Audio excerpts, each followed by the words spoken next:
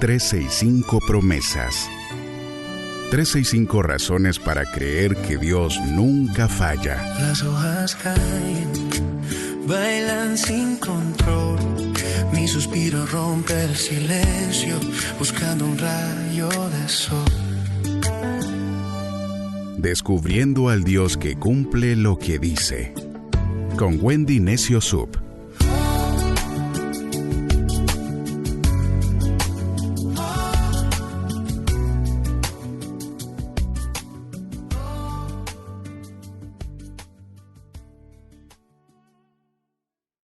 ...8 de marzo, promesa 67... un corazón nuevo. El Salmo 51, en los versos del 10 al 12, en la Nueva Traducción Viviente dice: «Crea en mí, oh Dios, un corazón limpio, y renueva un espíritu fiel dentro de mí. No me expulses de tu presencia, y no me quites tu Espíritu Santo. Restaura en mí la alegría de tu salvación, y haz que esté dispuesto a obedecerte».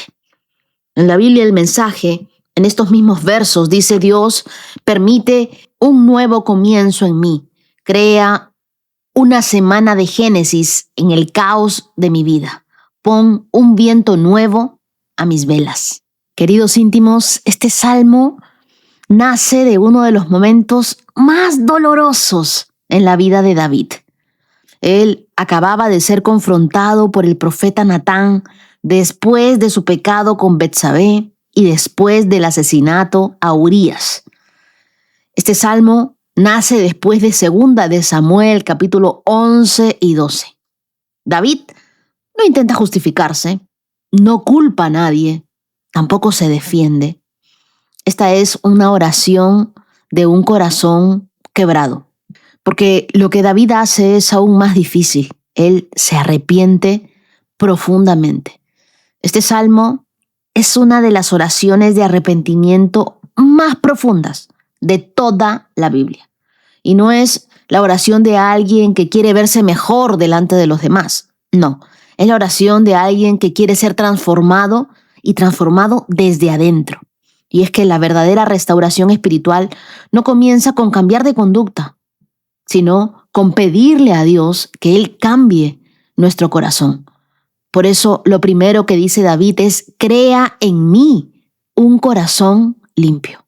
La palabra hebrea usada aquí para crear es vara, y es la misma palabra que aparece en Génesis capítulo 1, verso 1, cuando la Biblia dice: en el principio Dios creó los cielos y la tierra. Y esto es impresionante porque David no está pidiendo que Dios arregle su corazón. No le está diciendo: Dios, repara mi corazón. Dios, ponle una curita ahí a mi corazón. Él está pidiéndole a Dios que cree un nuevo corazón. La oración de David no es: Señor, mejora lo que soy. La oración de David es: Señor, haz algo completamente nuevo dentro de mí. Arrepentimiento siempre es cambio de rumbo. El arrepentimiento verdadero no busca reparar la imagen. El arrepentimiento verdadero busca transformación del corazón. Lo siguiente que dice David es: renueva un espíritu fiel dentro de mí.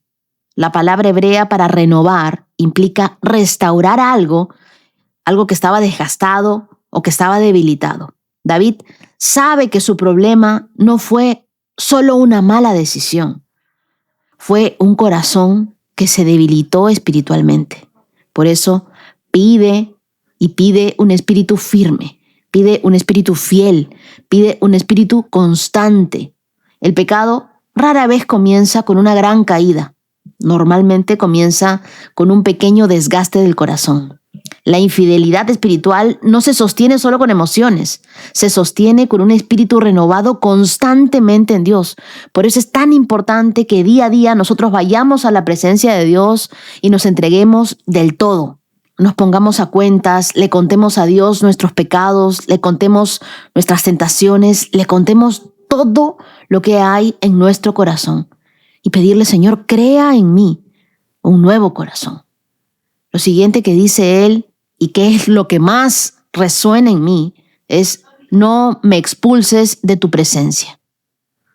El mayor temor de David no era perder el trono, tampoco era perder su reputación, mucho menos era perder su poder. Eso no le importaba.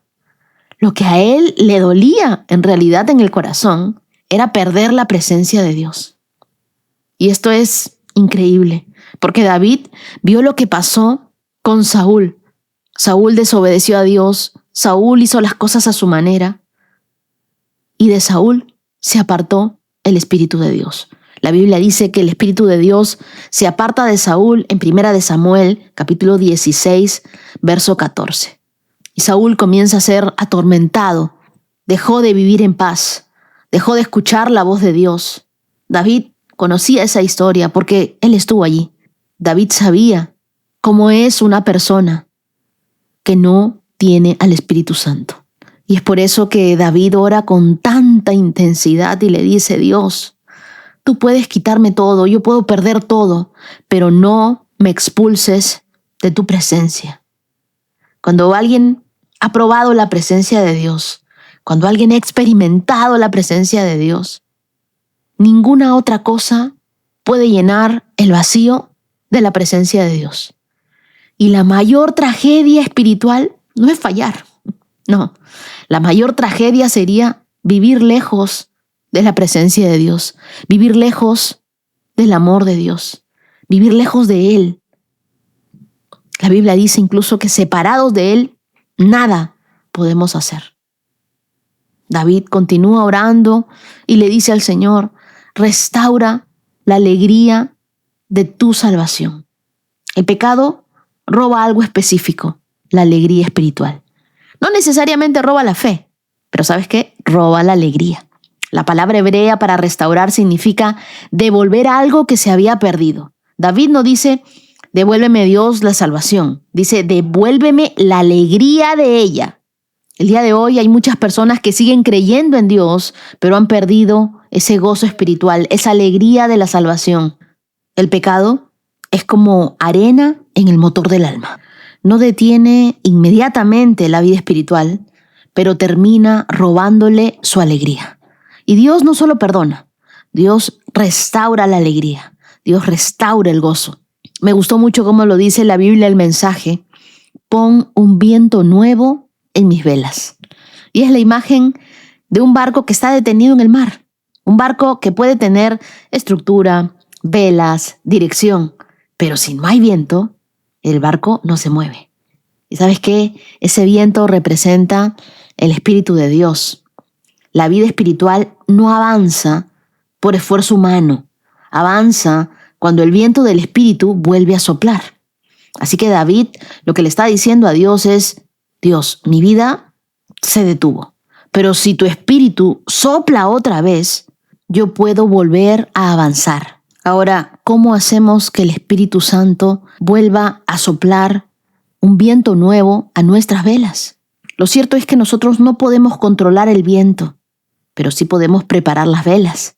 Jesús dijo en Juan capítulo 3, verso 8, que el viento sopla donde quiere. Tú oyes su sonido, pero no sabes de dónde viene ni a dónde va.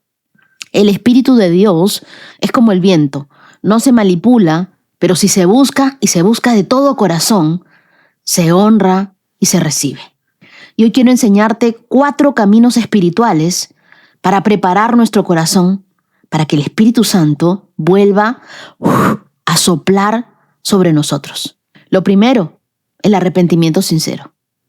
En el contexto del Salmo 51, David no intenta justificarse. Él se presenta vulnerable delante de Dios. Y lo que muchas veces sucede con nosotros es que al momento en el que Dios nos muestra algo que estamos haciendo mal, lo primero que hacemos es justificarnos. Pero cuando el corazón se humilla, el Espíritu Santo vuelve a encontrar espacio para moverse. La presencia de Dios no se aleja por nuestra debilidad humana, sino por corazones que han dejado de arrepentirse. El arrepentimiento abre de nuevo la puerta del corazón. Así que si hace mucho tiempo tú no te arrepentías de nada, bueno, acércate a Dios, muéstrate tal y como eres y arrepiéntete de aquello que Él te muestra que estás haciendo mal. Segundo, Ten hambre por la presencia de Dios.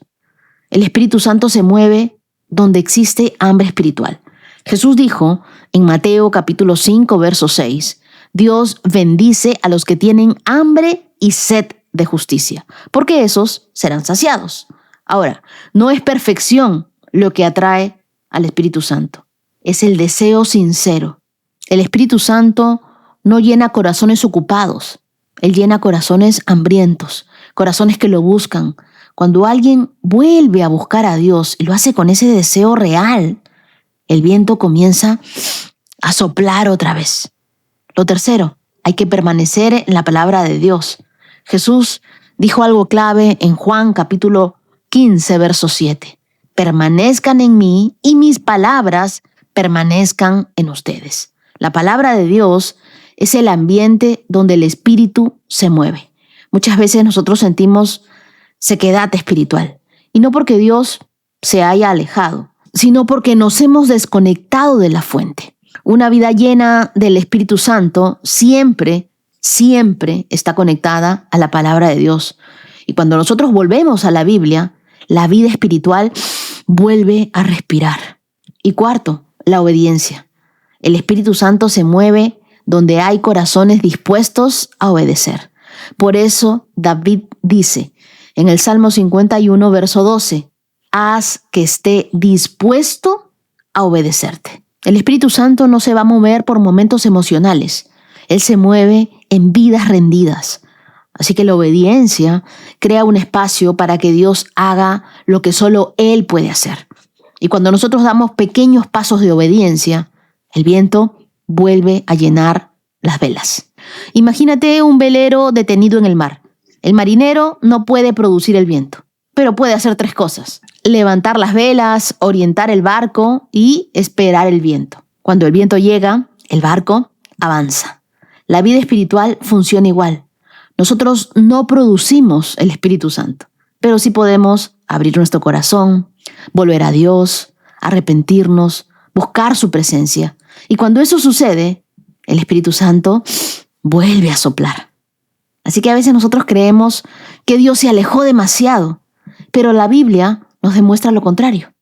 Dios siempre está más dispuesto a restaurarnos que nosotros a volver a Él. Dios nunca se cansa de empezar de nuevo con un corazón que vuelve a Él. Si tú sientes que tu vida espiritual se detuvo, no significa que todo terminó. Los barcos no avanzan por la fuerza de los remos, avanzan cuando el viento llena sus velas. Y cuando el Espíritu de Dios vuelve a soplar, lo que parecía estancado comienza a moverse otra vez. Yo creo firmemente que este salmo tiene una promesa escondida. Dios no rechaza a quien se arrepiente sinceramente. Dios no nos dice, ya fallaste demasiado. Dios dice, puedo crear algo nuevo dentro de ti. Y Dios no se especializa en descartar personas. Él se especializa en restaurarlas. Esta promesa es para aquellos que sienten culpa, que sienten cansancio espiritual, que sienten una distancia con Dios, que han perdido su alegría espiritual. La respuesta no es esconderse, no es alejarse de Dios, no es dejar de leer la Biblia. La respuesta es hacer esa misma oración de David. Crea en mí, oh Dios, un corazón limpio y renueva un espíritu fiel dentro de mí. No me expulses de tu presencia y no me quites tu Espíritu Santo. Restaura en mí la alegría de tu salvación y haz que esté dispuesto a obedecerte. Entonces enseñaré a los rebeldes tu camino y ellos volverán a ti. Perdóname por derramar sangre, oh Dios, que salva. Entonces con alegría cantaré de tu perdón. Desata mis labios, oh Señor, para que mi boca pueda alabarte. Tú no deseas sacrificio, de lo contrario te ofrecería uno. Tampoco quieres una ofrenda quemada. El sacrificio que sí deseas es un espíritu quebrantado. Tú no rechazarás un corazón arrepentido y quebrantado, oh Dios. Debes saber que cada vez que tú te acercas a Dios y lo haces con humildad, Dios siempre responde con restauración. Ora conmigo hoy y dile: Dios, hoy venimos delante de ti con un corazón humilde, sincero, y si hay áreas de nuestra vida que necesitan ser transformadas, te pedimos que hagas lo mismo que hiciste con David. Crea en nosotros un corazón limpio. Renueva un espíritu firme dentro de nosotros. No permitas que nos alejemos de tu presencia. No permitas que te dejemos, que te ignoremos, que silenciemos tu voz en nuestros oídos. Devuélvenos la alegría de caminar contigo, Señor. Pon un viento nuevo en nuestras velas. Queremos seguir avanzando. Espíritu Santo, no te vayas de nosotros. Espíritu Santo, por favor, háblanos.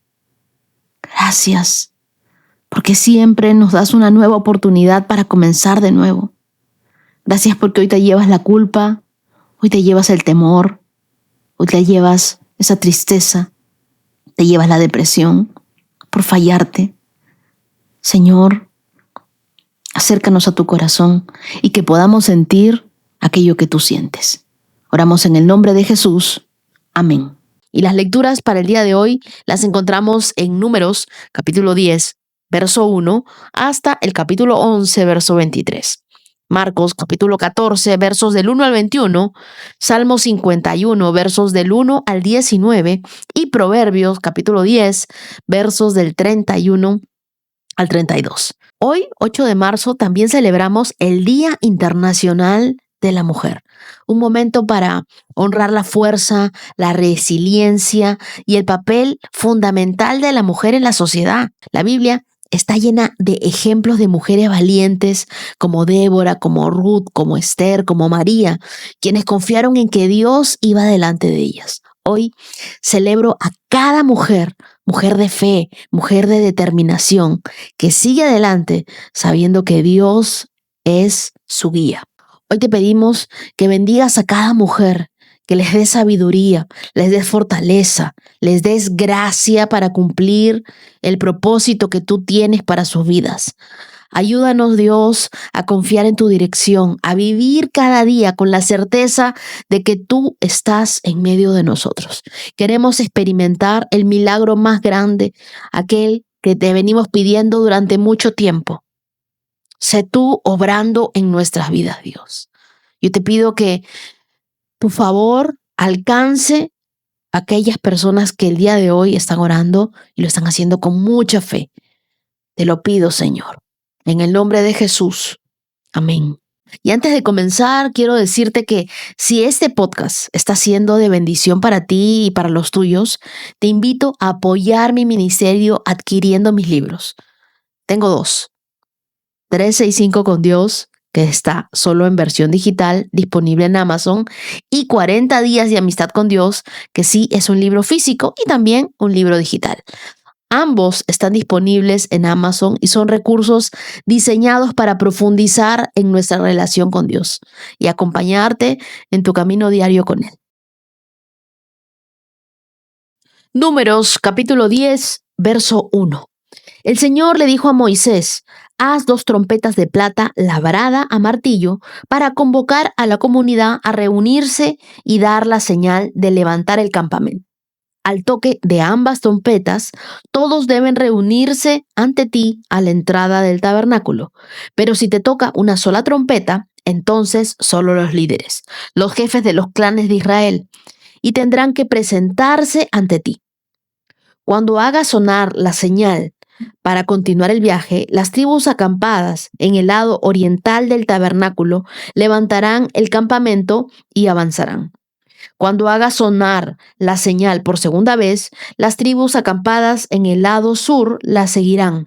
Haz sonar toques cortos como señal de ponerse en marcha. Pero cuando convoques al pueblo a asamblea, toca las trompetas de manera diferente. Únicamente los sacerdotes, los descendientes de Aarón, podrán tocar las trompetas. Esta es una ley perpetua para ustedes y tendrán que cumplirse de generación en generación. Cuando lleguen a su propia tierra, vayan a la guerra contra sus enemigos que los atacan y darán la alarma con las trompetas. Entonces el Señor su Dios los recordará y los rescatará de sus enemigos. También hará sonar las trompetas en tiempos de alegría, en sus festivales anuales y al principio de cada mes. Además, toquen las trompetas cuando entreguen las ofrendas quemadas y las ofrendas de paz. Las trompetas le recordarán a su Dios el pacto que hizo con ustedes. Yo soy el Señor su Dios. Durante el segundo año, después que Israel saliera de Egipto, el día 20 del segundo mes, la nube se elevó del tabernáculo del pacto. Entonces los israelitas salieron del desierto de Sinaí y viajaron de un lugar a otro hasta que la nube se detuvo en el desierto de Parán. Cuando el pueblo salió por primera vez, siguiendo las instrucciones que el Señor le había dado a Moisés, las tropas de Judá iban delante. Estas marchaban detrás de su estandarte y su jefe era Nazón, hijo de Aminadab. Las siguientes tropas de la tribu de Isaacar, dirigidas por Natanael, hijo de Suar, y también las tropas de la tribu de Zabulón, dirigidas por Eliab, hijo de Helón. Después se desarmó el tabernáculo y las siguientes en ponerse en marcha fueron las divisiones gersonitas y meraritas de los levitas, llevando consigo el tabernáculo. Las tropas de Rubén fueron las próximas en salir y marchaban tras su estandarte. Su jefe era Elisur, hijo de Sedeur, y la siguieron las tropas de la tribu de Simeón, dirigidas por Selumiel, hijo de Surizadai, y también las tropas de la tribu de Gad, dirigidas por Eliasaf, hijo de Debuel. Luego salió la división coatita de los levitas, que llevaba consigo los objetos sagrados del tabernáculo. El tabernáculo debía estar ya instalado en su nueva ubicación antes de que ellos llegaran al próximo lugar del campamento. Las tropas de Efraín marcharon a continuación detrás de su estandarte. Su jefe era Elisama, hijo de Amiud, y las siguientes tropas de la tribu de Manasés, dirigidas por Gamaliel, hijo de Pedasur, y también las tropas de la tribu de Benjamín, dirigidas por Abidán, hijo de Gedeoni. Las últimas en salir fueron las tropas de Dan, que marchaban tras el estandarte a la retaguardia de todos los campamentos tribales. Su jefe era Ahiezer, hijo de Amisadai, y se le unieron las tropas de las tribus de Aser, dirigidas por Pagiel, hijo de Ocrán, y también las tropas de la tribu de Neftalí, dirigidas por Ahira, hijo de Enán. En ese orden marchaban los israelitas, división por división. Un día Moisés le dijo a su cuñado Obad, hijo de Reuel, el medianita: vamos en camino al lugar que el Señor nos ha prometido, porque Él nos dijo: yo se los daré a ustedes. Ven con nosotros y te trataremos bien, porque el Señor ha prometido maravillosas bendiciones para Israel. Marca esa parte y pon tu nombre. No, no iré, respondió Obab. Debo regresar a mi propia tierra y a mi familia. Por favor, no nos dejes, rogó Moisés. Tú conoces los lugares del desierto donde debemos acampar. Ven y sé nuestro guía. Si vienes con nosotros, compartiremos contigo todas las bendiciones que el Señor nos dará. Mira qué bien cómo se estaba anticipando Moisés a que Dios le iba a dar bendiciones. Él no sabía, él solamente confiaba en el Señor. Verso 33 dice: así que después de salir del monte del Señor, marcharon por 3 días y el arca del pacto del Señor iba delante de ellos para indicarles dónde detenerse y descansar. Voy a repetirlo, porque Dios va delante de nosotros. Verso 33, márcalo en tu Biblia. Así que después de salir del monte del Señor, marcharon por 3 días y el arca del pacto del Señor iba delante de ellos para indicarles dónde detenerse y descansar. Cada día, mientras continuaban su viaje, la nube del Señor se mantenía en el aire sobre ellos, y siempre que el arca salía, Moisés gritaba: levántate, oh Señor, y que se dispersen tus enemigos, que huyan ante ti. Y cuando el arca se ponía en tierra, Moisés decía: vuelve, oh Señor, a los incontables millares de Israel. Números capítulo 11. Poco después, el pueblo comenzó a quejarse de las privaciones que enfrentaba y el Señor oyó todo lo que decían. ¿Qué pasó con el Señor? Oyó todo lo que decían. A veces nosotros pensamos, Dios no me escucha, Dios no está atento, pero incluso Dios está atento cuando nosotros nos quejamos. Incluso Dios está atento y nos escucha cuando nosotros decimos nuestras cositas por ahí. Entonces, el enojo del Señor se encendió contra ellos y envió fuego que ardió entre ellos y destruyó a algunos en las afueras del campamento. Así que el pueblo pidió ayuda a gritos a Moisés, y cuando él oró al Señor, el fuego se apagó.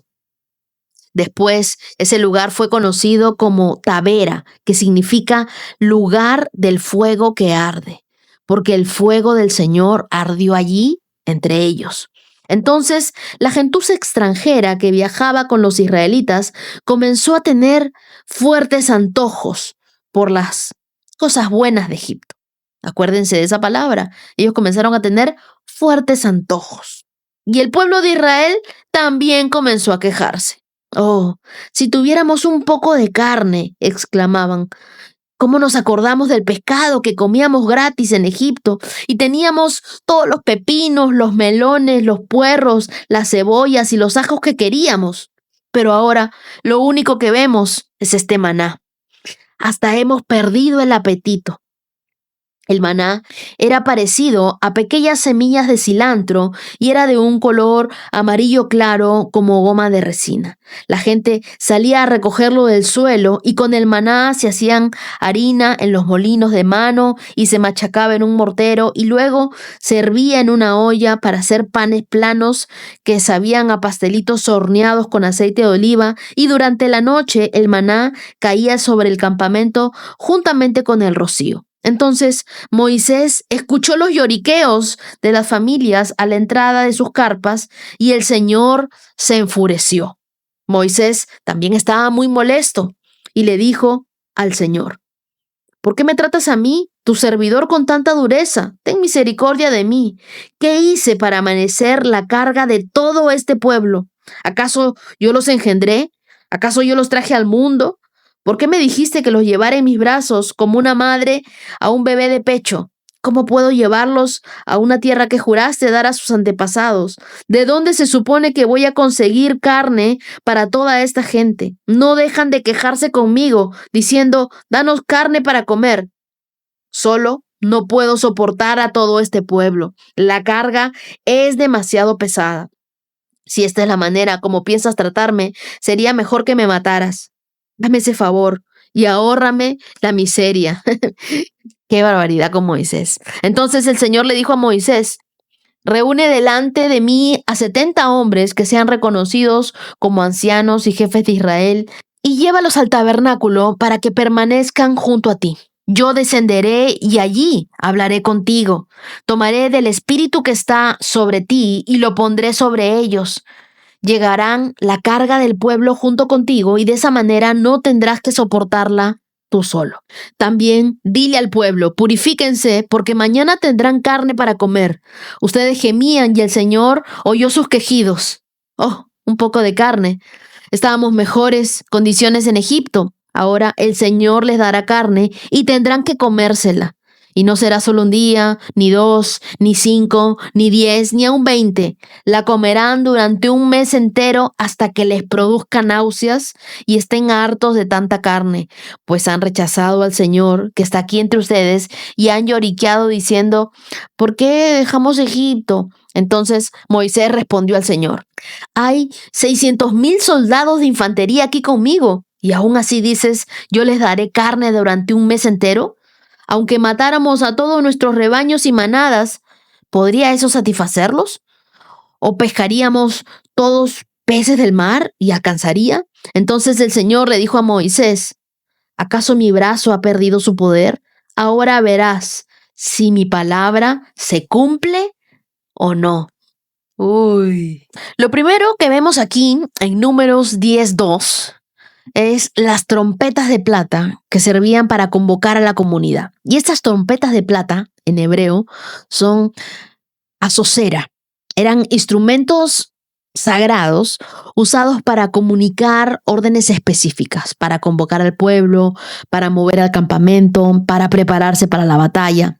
Entonces, el sonido de estas trompetas representaba la voz de Dios guiando a su pueblo en el desierto. Pero en el momento en el que ellos necesitaban ser guiados, era un momento de caos, era un momento de incertidumbre, y allí las trompetas eran un recordatorio audible del orden y de la soberanía de Dios. Las trompetas de plata se usaban para coordinar a las tribus en su viaje por el desierto y para mantener a tantas personas ordenadas en una clara comunicación. Y es que la voz de Dios en medio del caos les recordaba al pueblo de Israel acerca de la protección de Dios. Dios no es un Dios de caos, Dios es un Dios de orden, Dios es un Dios de propósito. Y Él le dio a Israel instrucciones claras sobre cómo moverse en el desierto. De la misma manera, Dios es el mismo que nos guía hoy. Quizá tú te sientes en un desierto, te sientes seco, te sientes cansado de dar vueltas en lo mismo, de entrar en un problema y comenzar con otro. Estás harto. Pero cuando escuchas la voz de Dios, cuando escuchas la trompeta de Dios, cuando escuchas la instrucción de Dios, su dirección nos ayuda a avanzar con seguridad. Y tienes que saber esto, Dios nunca nos dejará perdernos en el desierto. Dios es el diseñador del camino. Él no te pide que entiendas todo el camino, solamente que confíes todo el camino en Él. Dios no grita para hacerse escuchar. Él susurra en medio del silencio, pero solo aquellos que se detienen a escuchar la voz de Dios podrán saber cuál es su dirección. Dedica tiempo diariamente a la oración y a la lectura de la Biblia. No dejes tu devoción con Dios para después. Practica el silencio, la meditación para discernir cuál es la dirección de Dios para tu vida. Y el verso 11 nos da una clara muestra de la dirección de Dios. Nos dice que la nube se levantaba del tabernáculo y el pueblo de Israel partía y seguía adelante. Entonces la nube y el fuego eran la presencia de Dios que nunca nos abandona. Y es que Dios siempre va delante de nosotros. La nube de día, el fuego de noche, eran manifestaciones visibles del Shekinah, de la gloriosa presencia de Dios. En hebreo, Shekinah significa morar, significa habitar, lo que nos recuerda que Dios no solamente guiaba a Israel, sino que Dios habitaba entre ellos, Dios estaba con ellos. Dios no nos está llamando a caminar solos en esta vida. Su presencia debe ser nuestra guía. En el día, como la nube, y en la noche, como el fuego. Dios quiere ser tu refugio. Dios quiere ser tu contacto de emergencia. En momentos de incertidumbre podemos confiar en Él, porque Él está con nosotros, incluso cuando no veamos claramente el camino. La presencia de Dios no es un lugar al que vas, es una realidad en la que vives. En tus momentos de duda, recuerda que Dios está contigo, incluso cuando no sientas su presencia. Hay muchos que me escuchan, pero no sienten la presencia de Dios, no sienten que Dios les hable. Ora hoy y pídele a Dios que Él te haga sentir su presencia. Y vas a ver qué va a suceder. Vas a tener sueños. Dios te va a levantar de madrugada para que ores a Él. Dios te va a hablar a través de la Biblia. Antes de que yo le explique, tú ya vas a saber qué es lo que Dios está diciendo cada día. Dios va delante de ti. Verso 35 dice, levántate, oh Señor, y que tus enemigos sean dispersados y huyan delante de ti los que te odian. Moisés sabía que sin la presencia de Dios, el pueblo estaba perdido. De la misma manera nosotros no estamos solos en nuestras batallas.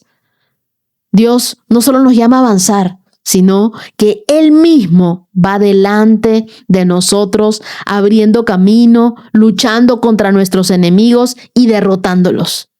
Si Dios te ha dado una promesa, Él mismo se va a encargar de abrir el camino para que se cumpla esa promesa. Te hice marcar el verso 29 porque el Señor ha prometido maravillosas bendiciones para ti. Te hice poner tu nombre allí para que sepas que Dios siempre va delante de ti. Pero ¿qué pasó con el pueblo? En Números 10, Dios les dice, yo iré delante de ustedes, Pero en Números 11, ellos comienzan a quejarse. Dice la Biblia en Números 11, en el verso 4, ellos volvieron a quejarse. ¡Ay, si tuviéramos carne para comer! La palabra hebrea para queja es lun, que implica un murmullo constante, una insatisfacción que corroe el corazón.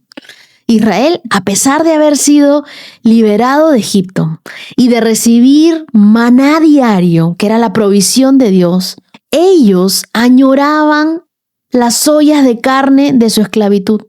Entonces este pasaje nos muestra cómo la queja nos hace idealizar el pasado y desconfiar de la provisión de Dios. La queja es el veneno del desierto. La queja apaga tu gratitud. La queja es un síntoma de un corazón que ha perdido de vista la fidelidad de Dios. Porque ellos se olvidaron que Dios les dijo, yo voy a ir delante de ustedes, voy a cumplir mi palabra con ustedes, voy a cumplir mi pacto con ustedes, les he prometido maravillosas bendiciones y ellos solamente querían comer carne. Se olvidaron de la provisión de Dios. Cuando nosotros nos enfocamos en lo que nos falta, olvidamos todo lo que Dios ya ha hecho por nosotros. La queja ese es el lenguaje del desierto, mientras que la gratitud es el lenguaje de la tierra prometida. Mi pastora Mirta me enseñó a llevar un diario de gratitud y a escribir en ese diario de gratitud todas las cosas buenas que me sucedieron en el día. Cuando tú sientas tentación de quejarte, recuerda las promesas de Dios y recuerda la fidelidad de Dios en el pasado. Nosotros tendemos a ser ingratos. El pueblo de Israel rápido se olvidó de la provisión diaria de Dios y comenzó a quejarse. ¿Cuántas veces nos hemos quejado nosotros del maná? Y es que la queja nos ciega a las bendiciones que ya tenemos. La gratitud transforma todo lo que tenemos en suficiente, porque nos recuerda que Dios siempre es más que suficiente. Y sí que el corazón es ingrato, ¿no? Porque ellos no se acordaban de todo lo que Dios había hecho por ellos. Pero mira de lo que se acordaban. Verso 5. Nos acordamos del pescado que comíamos gratis en Egipto y cómo teníamos los pepinos, los melones, los puerros, las cebollas y los ajos que queríamos. Pero ahora lo único que vemos es este maná. Hasta hemos perdido el apetito. El pueblo cayó en la trampa. ¿En cuál trampa, me dirás tú? En la trampa de la nostalgia, en la trampa de mirar atrás en su pasado. El pueblo idealizó su pasado en Egipto. Se olvidaron de que ellos en Egipto eran esclavos. Y a veces nosotros también miramos hacia atrás con nostalgia, creyendo que lo que dejamos era mejor. Y yo te digo, no te confundas. Dios nos ha sacado de ciertos lugares por una razón, para llevarnos a algo mejor. Dios no nos libera de algo para que lo extrañemos, sino para llevarnos hacia su propósito perfecto. La nostalgia puede ser una trampa que nos impide avanzar hacia el futuro que Dios tiene para nosotros. Ora para que Dios te dé una visión clara de su futuro para ti y para que no estés extrañando cosas de tu pasado que ya no tienen nada que ver en este futuro que Dios tiene para ti. Y mira que los fuertes antojos y los grandes deseos que ellos tenían eran más importantes que la provisión de Dios. Y es por eso que en los versos del 18 al 20 de Números 11, Dios les dice, bueno, ¿quieren carne? Carne comerán. Y Dios les da carne al pueblo, pero no porque fuera lo mejor para ellos, sino porque insistieron en sus deseos, en sus apetitos, en sus fuertes antojos. Y a veces nosotros pedimos cosas que no son buenas para nosotros, pero Dios en su misericordia nos da lo que realmente necesitamos, no siempre lo que queremos. Lo que tú crees que necesitas no siempre es lo que Dios sabe que necesitas. Y en Números 11:23, Dios le responde a Moisés, ¿acaso mi brazo ha perdido su poder? Ahora verás si mi palabra se cumple o no. Y aquí los dejo hasta mañana. Hasta mañana continuamos con este relato. Hoy vamos a Marcos capítulo 14, versos del 1 al 21. Faltaban 2 días para la Pascua y el Festival de los Panes sin Levadura, y los principales sacerdotes y los maestros de la ley religiosa seguían buscando una oportunidad para capturar a Jesús en secreto y matarlo. Pero no durante la celebración de la Pascua, acordaron, que no sea que la gente cause disturbios. Mientras tanto, Jesús se encontraba en Betania, en la casa de Simón, un hombre que había tenido lepra, y mientras comía, entró una mujer con un hermoso frasco de alabastro que contenía un perfume costoso, preparado con esencias de nardo. Ella abrió el frasco y derramó el perfume sobre la cabeza de Jesús. Algunos que estaban en la mesa se indignaron. ¿Por qué desperdiciar un perfume tan costoso?, preguntaron. Podría haberse vendido por el salario de un año y el dinero dado a los pobres. Así que la regañaron severamente. Pero Jesús respondió: déjenla en paz. ¿Por qué la critican por hacer algo tan bueno conmigo? Siempre habrá pobres entre ustedes y pueden ayudarlos cuando quieran, pero a mí no siempre me tendrán.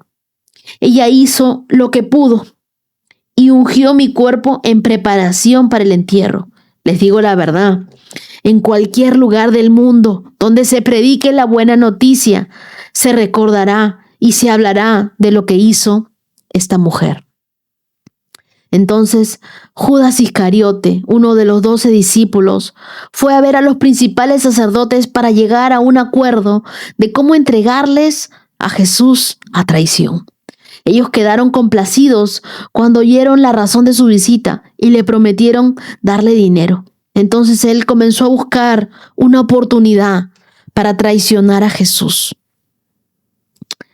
El primer día del Festival de los Panes sin Levadura, cuando se sacrifica el Cordero de Pascua, los discípulos de Jesús le preguntaron: ¿dónde quieres que vayamos a prepararte la cena de Pascua?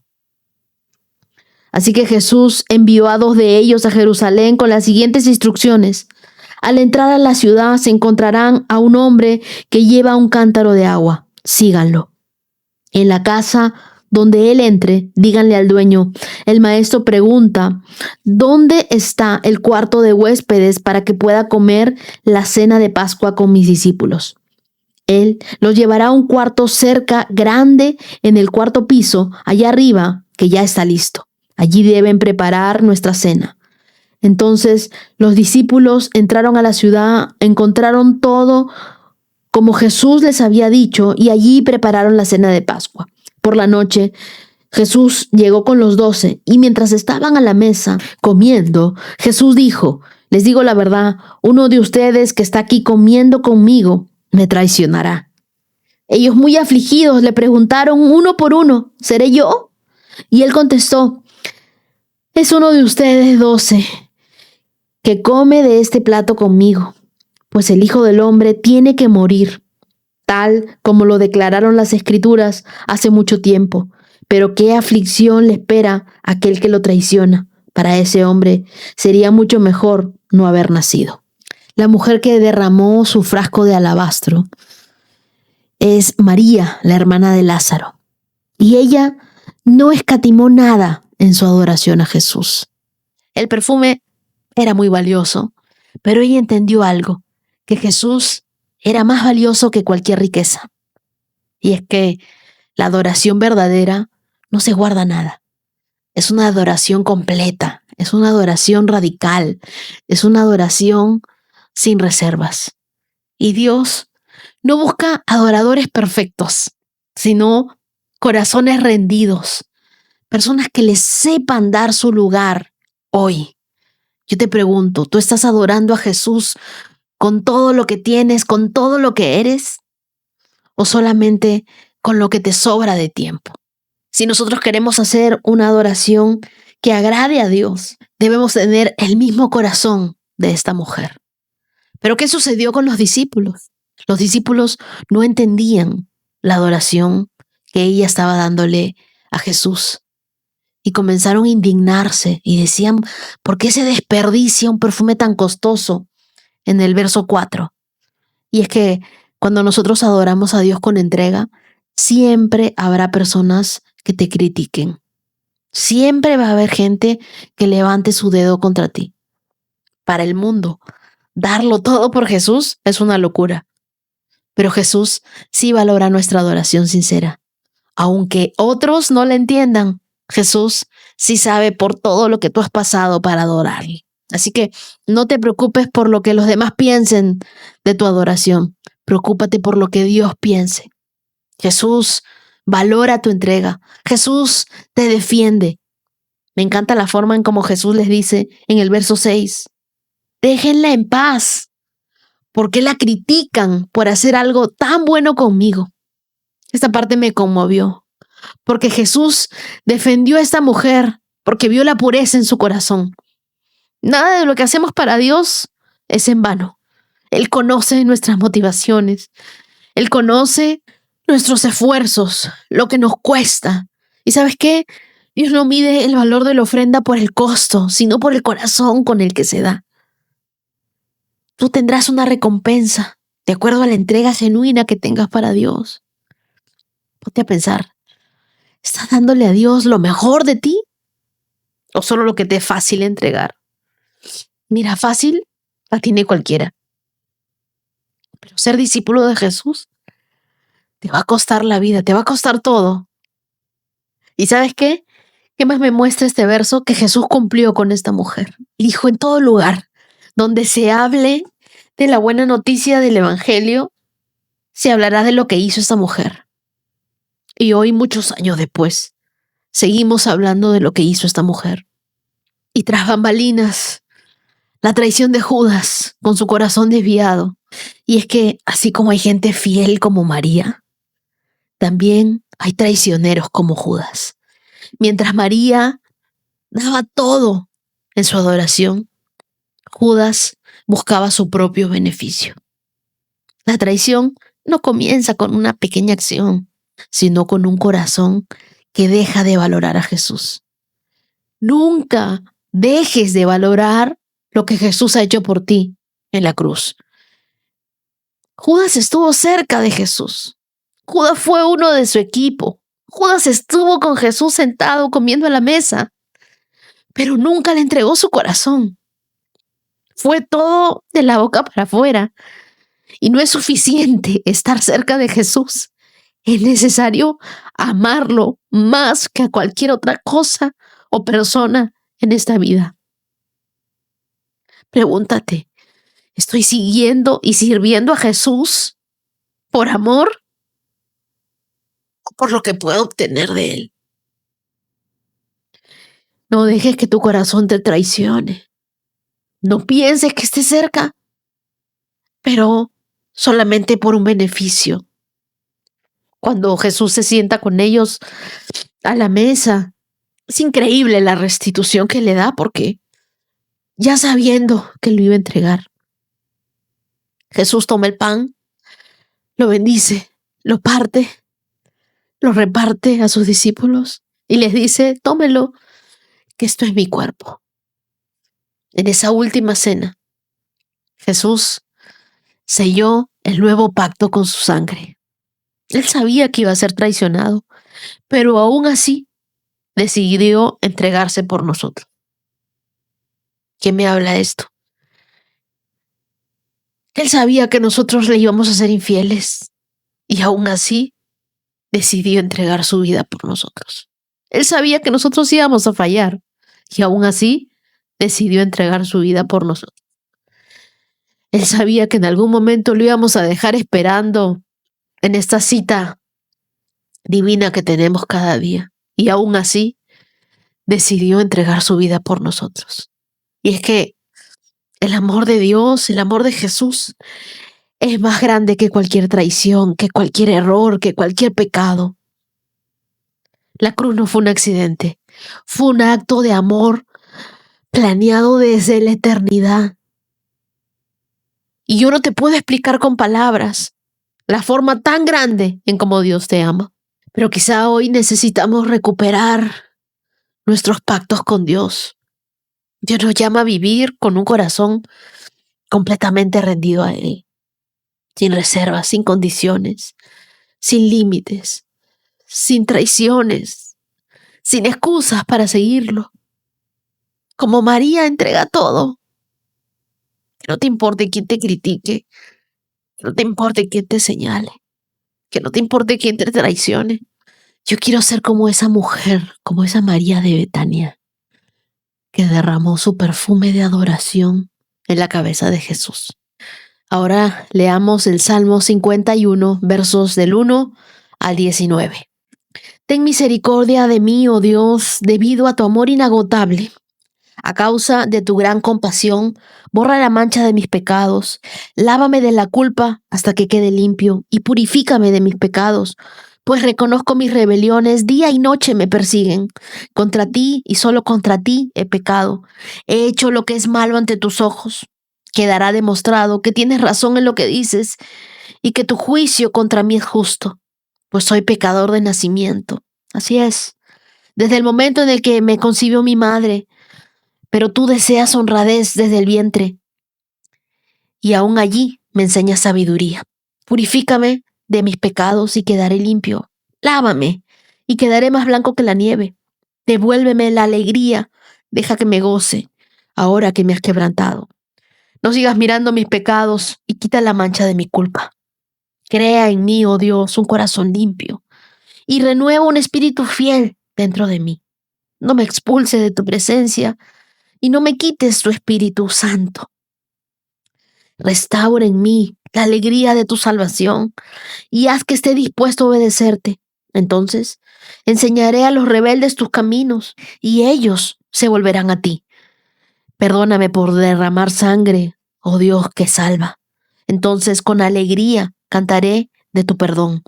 Desata mis labios, oh Señor, para que mi boca pueda alabarte. Tú no deseas sacrificios, de lo contrario te ofrecería uno. Tampoco quieres una ofrenda quemada. El sacrificio que sí deseas es un espíritu quebrantado. Tú no rechazas un corazón arrepentido y quebrantado. Oh Dios, mira a Sión con tu favor y ayúdala. Reconstruye las murallas de Jerusalén. Entonces te agradarán los sacrificios ofrecidos con un espíritu correcto, con ofrendas quemadas y ofrendas quemadas enteras. Entonces volverán a sacrificarse toros sobre tu altar. Este salmo es una de las oraciones más profundas de arrepentimiento y restauración en la Biblia. David lo escribió después de haber pecado con Betsabé y de ser confrontado por el profeta Natán. Y con esta oración de David, muchos de nosotros podemos examinar nuestras excusas. Y aquí encontramos un punto de partida cuando nos sentimos alejados de Dios o cargados de la culpa. Nos acercamos a Dios con un corazón sincero en busca de su misericordia y renovación, y Dios nos perdona. Dios siempre tiene misericordia para aquel que se arrepiente. Y es lo que nos dice la Biblia en el verso 1. Mira, David no justifica su pecado, sino que clama, ora por la misericordia de Dios. David estaba sinceramente arrepentido de haber cometido adulterio con Betsabé. Y el perdón de Dios no depende de nuestra perfección, sino de su amor inagotable. No hay pecado que Dios no pueda perdonar cuando hay un arrepentimiento sincero. El diablo te recordará tu pasado para alejarte de Dios, pero Dios te recuerda su misericordia para acercarte a Él. Solo Dios puede limpiarnos verdaderamente. Y David lo sabía. En el verso 2 le dice a Dios, lávame de mi culpa hasta que quede limpio. Purifícame. No podemos limpiarnos nosotros mismos. Dios es el único que puede purificarnos completamente. Muchas veces intentamos compensar nuestros errores con buenas obras, pero la verdadera limpieza, la verdadera pureza, solo viene del perdón de Dios. Si tú quieres dejar de sentirte culpable, pídele perdón a Dios. La culpa no nos define, el perdón de Dios sí. Y Dios no espera que te limpies antes de venir a Él. Él te limpia cuando llegas a su presencia, todo sucio, lleno de pecado. La Biblia dice en Isaías, en el capítulo 1, versos 8 y 9, que si nosotros vamos con nuestros pecados rojos como la grana, como la nieve, serán emblanquecidos si nos arrepentimos delante de Dios. Reconocer nuestro pecado siempre es el primer paso hacia una restauración. ¿Dios?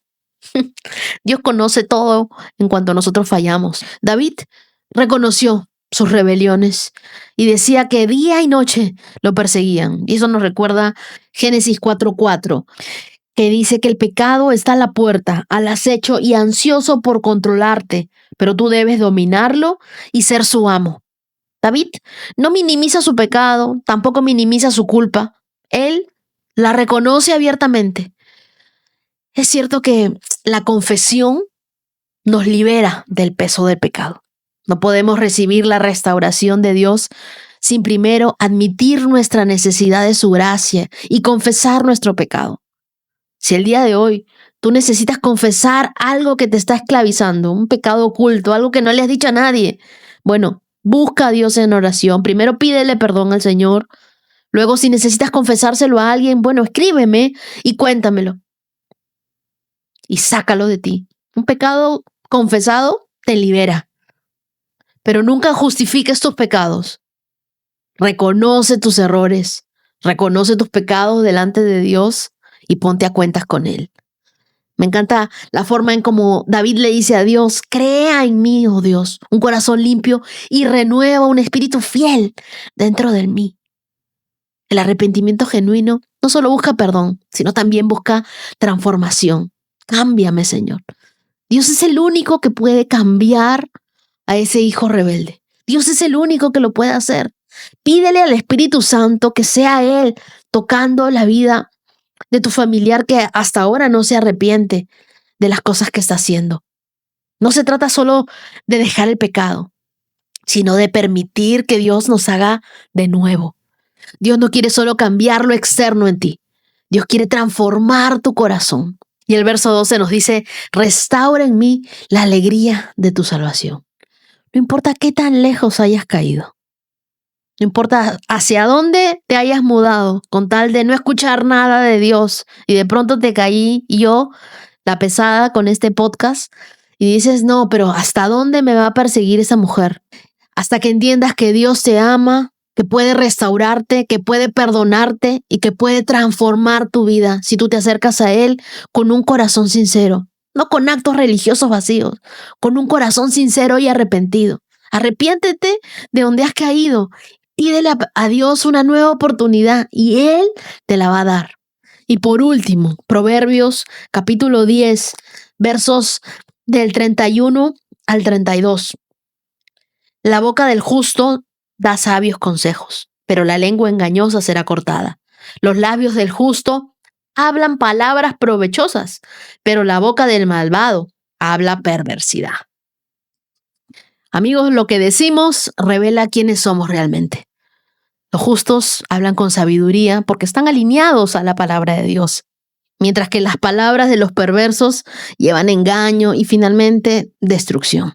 Las palabras que salen de tu boca deben ser un reflejo de la gracia de Dios que Él ha depositado en tu corazón. Siempre las palabras van a revelar lo que hay dentro de nuestro corazón. Por eso la Biblia dice que de la abundancia del corazón habla la boca. Usa tu boca para hablar vida, para hablar sabiduría, para hablar amor, para hablar reconciliación. Dios quiere que seamos portadores de verdad, portadores de gracia, portadores de misericordia. Si tu corazón está lleno de la palabra de Dios, tus palabras van a reflejar sabiduría, van a acercar a las personas, van a amistar a los hermanos. Crea un ambiente a tu alrededor que traiga paz y no conflicto, que traiga esperanza y no miedo. Usa tu voz para expresar tu fe y todos conozcan a ese Dios maravilloso que tienes. Y así culminamos nuestros 67K. Ahora te invito a escuchar el testimonio de Melissa Rascón desde México. Mi nombre es Melissa Rascón, una mexicana viviendo en Estados Unidos. Yo emigré a este país hace 3 años y el refugio que tuve fue escribir. Hoy en la mañana me puse a leer lo que había escrito y la verdad fue muy doloroso para mí darme cuenta que viví un dolor inmenso y hoy no lo recordaba como tal. Sabía que mis emociones pues eran fuertes, dolorosas y desconcertantes, repetitivas, y eso hizo que escribiera las mejores letras, eso sí. Existía en mí desesperación, un deseo desde el fondo de mi corazón de salir del hueco donde me encontraba. Quería ser constante, sentirme bien, porque mi alegría, felicidad y tranquilidad duraba muy poco. Y no había motivo aparente que lo provocara, porque tenía un hijo sano y bien, y un esposo respetuoso, amable conmigo y amoroso con mi hijo también.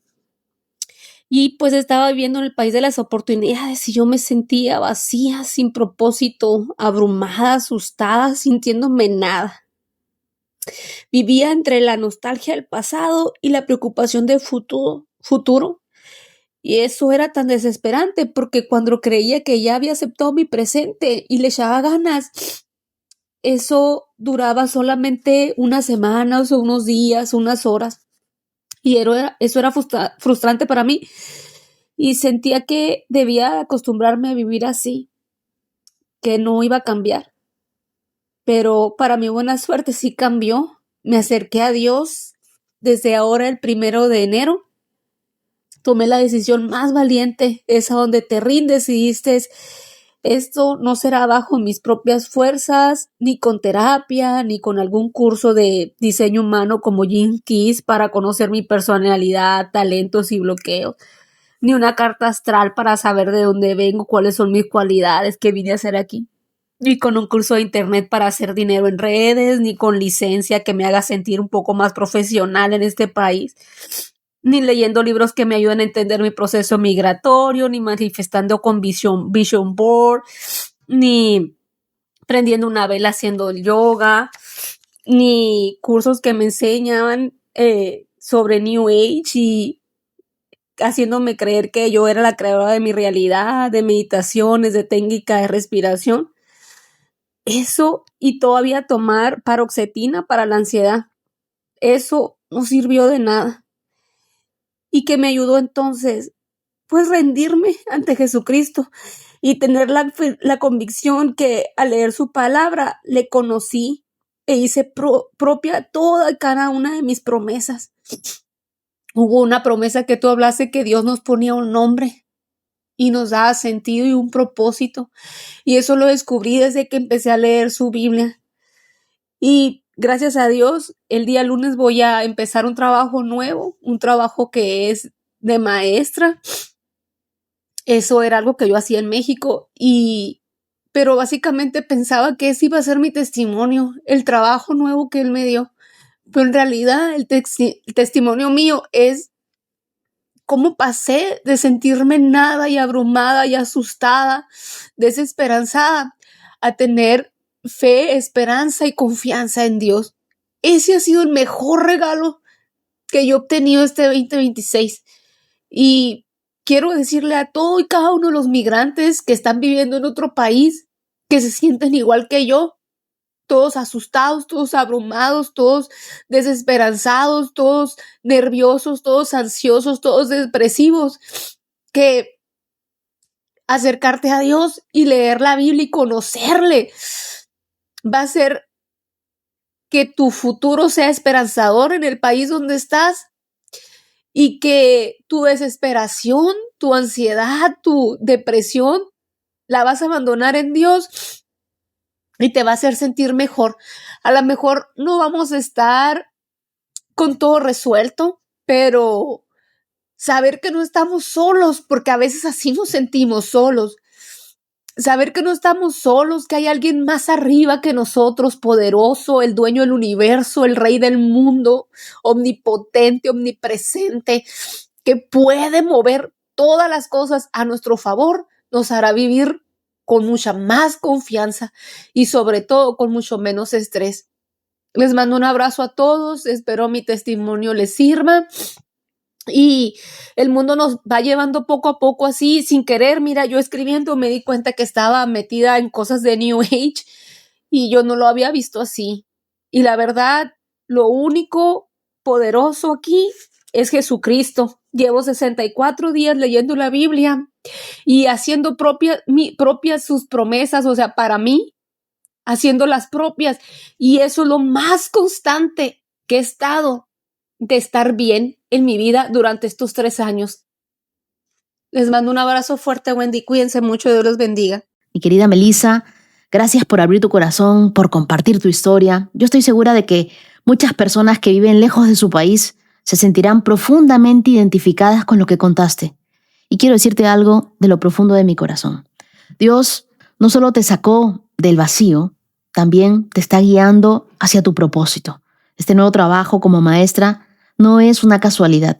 Dios sigue escribiendo tu historia. Te quiero regalar Jeremías capítulo 29, verso 11, que dice: pues yo sé los planes que tengo para ustedes, dice el Señor. Son planes para lo bueno y no para lo malo, para darles un futuro y también una esperanza. Melissa, que nunca olvides esto. El mismo Dios que te sostuvo en tu proceso migratorio es el que seguirá guiándote en cada paso del camino. Me alegra ver cómo Dios te ha dado discernimiento, humor y cómo siempre compartes en tus redes todo lo que Dios te habla. Bendiciones. Y ahora escuchemos el testimonio de Lisette Kinsler desde Seattle, Estados Unidos. Hace 5 años que ya llevo viviendo aquí en Estados Unidos. Y Dios, como siempre, con su infinito amor, su bondad, me ha abierto puertas, me ha ayudado a sanar, me ha ayudado a salir adelante en medio de esta distancia con mi familia, porque pues para muchos es de saber que no es fácil vivir lejos de la familia. Para resumirte, entre tantas cosas, tantas maravillas que Dios ha hecho en mi vida, quiero contarte que llevaba 1 año y medio intentando quedar en embarazo. No sabía que tenía ovario poliquístico, por lo tanto no sabía que no estaba ovulando. Fui a Colombia, me hice exámenes, me diagnosticaron ovario poliquístico. Sin embargo, no fue mucho lo que podía hacer porque debí regresar a Estados Unidos.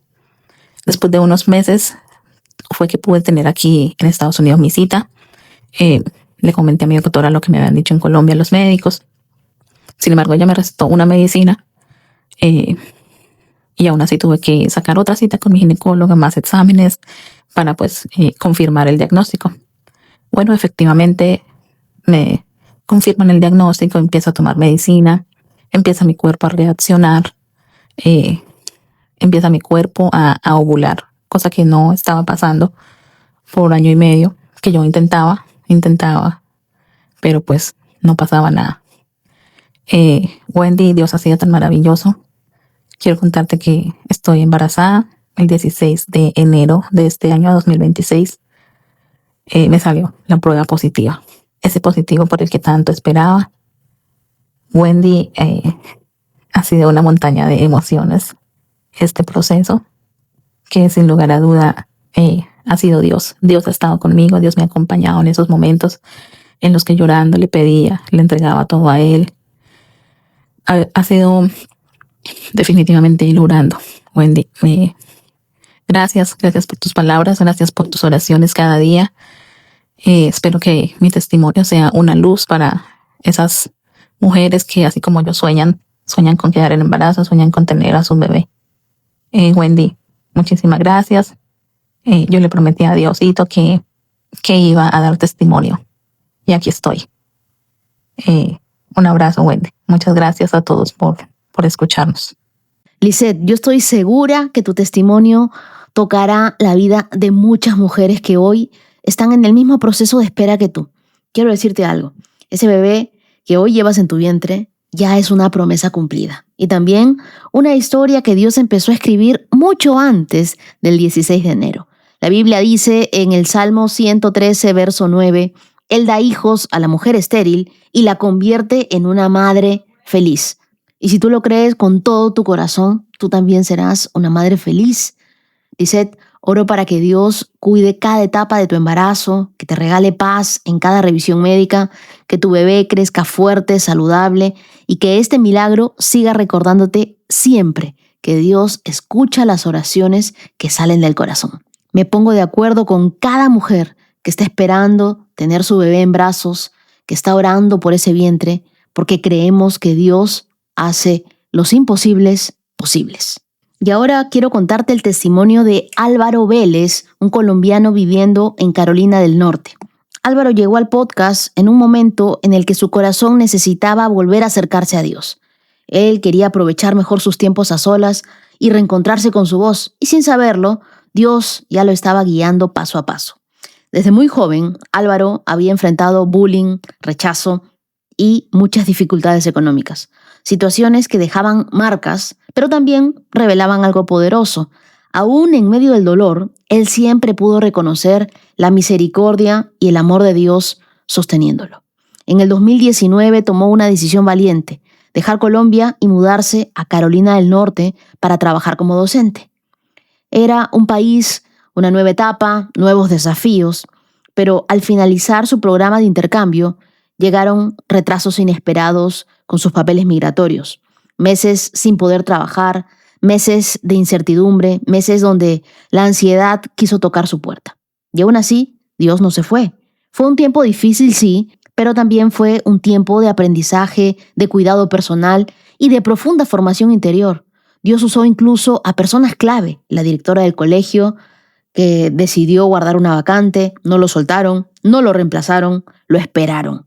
Es en diciembre del 2024 donde la puerta se volvió a abrir. Álvaro regresó a su trabajo, pero no de la misma manera. Volvió con mejores condiciones, con prestaciones que antes no tenía.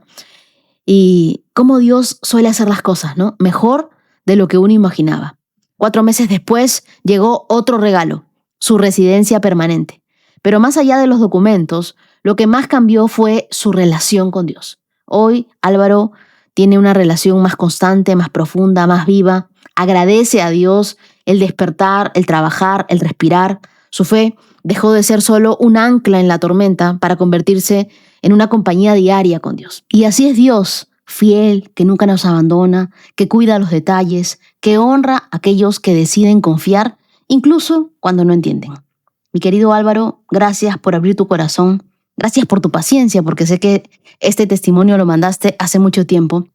Pero quiero decirte algo: Dios no llega tarde. Él llega cuando el corazón ya está listo para sostener lo que viene.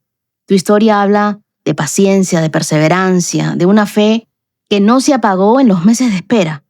Quiero que nunca olvides que fuiste guardado, sostenido, promovido, no solo por tus capacidades, sino porque la gracia de Dios estuvo sobre tu vida siempre. Así que sigue caminando con esa gratitud diaria, porque cuando uno aprende a agradecer al respirar, Dios siempre se encarga de abrir nuevos caminos para ti. Te regalo 2 de Crónicas, capítulo 19, verso 9, que dice: ustedes deben actuar siempre con el temor del Señor, con fidelidad y con un corazón íntegro. Y ahora quiero agradecer a los corazones generosos de esta hermosa comunidad. Muchísimas gracias a Alba María Ventura, a Diana Paz y a los supergracias de mi canal de YouTube, a Gladys Romano, a Asunción, a Celia Perroni. Y a ustedes, queridos, quiero regalarles Proverbios capítulo 3, verso 6, que dice: busca su voluntad en todo lo que hagas y Él te mostrará cuál camino tomar. Quiero que sepan que el discernimiento, la sabiduría, la dirección de Dios siempre está en buscar su voluntad, en acercarnos a Él en oración, en reconocerlo a través de la palabra. Ustedes, queridos, estarán en mis oraciones. Muchas gracias, querida comunidad, por acompañarme hasta aquí. Nos vemos el día de mañana con más de la palabra de Dios. Que tengan un día rodeados del amor del Señor y que nunca se olviden que Él envía ángeles para cuidarnos en todos nuestros caminos. Bendiciones. Has escuchado 365 Promesas. Síguenos en Facebook e Instagram, @Wendy Necio Sub. Hasta la próxima. Bailan sin control, mi suspiro rompe el silencio, buscando un rayo de sol. Promesa, promesa, promesa que salva. Oh, promesa, promesa, promesa que guía. Promesa, promesa plena en ti.